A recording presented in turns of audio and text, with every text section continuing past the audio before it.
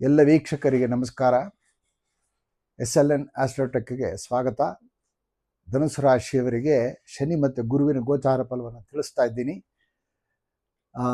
ಶನಿ 4ರಲ್ಲಿರೋದ್ರಿಂದ ಮಾತೃಪ್ರೇಮಿ, ಬಂಧುಗಳ ಸೌಖ್ಯ, ಹೆಂಡತಿಯಿಂದ ಅನುಕೂಲ ಮತ್ತು ಭೂಮಿ ಪ್ರಾಪ್ತಿ ಮತ್ತು ವಿಶೇಷವಾದಂಥ ಪರಮಾತ್ಮನ ಅನುಗ್ರಹ.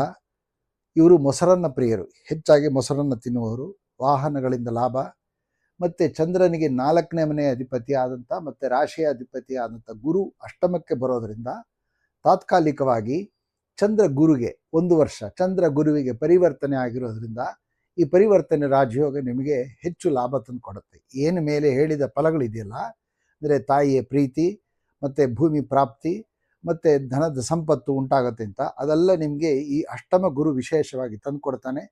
ಯಾವುದೇ ರೀತಿಯಾದ ಅಷ್ಟಮ ಗುರು ಇದ್ದಾನೆ ಅಂಥೇಳಿ ಯೋಚನೆ ಮಾಡಿ ಭಯಪಡುವಂತಹ ಸ್ಥಿತಿಯನ್ನು ನೀವು ಎದುರಿಸಬೇಕಾಗಿಲ್ಲ. ಎಲ್ಲವೂ ಉತ್ತಮ ರೀತಿಯಲ್ಲಿ ನಿಮಗೆ ಭಗವಂತ ಫಲ ಕೊಡ್ತಾನೆ. ಧನ್ಯವಾದಗಳು.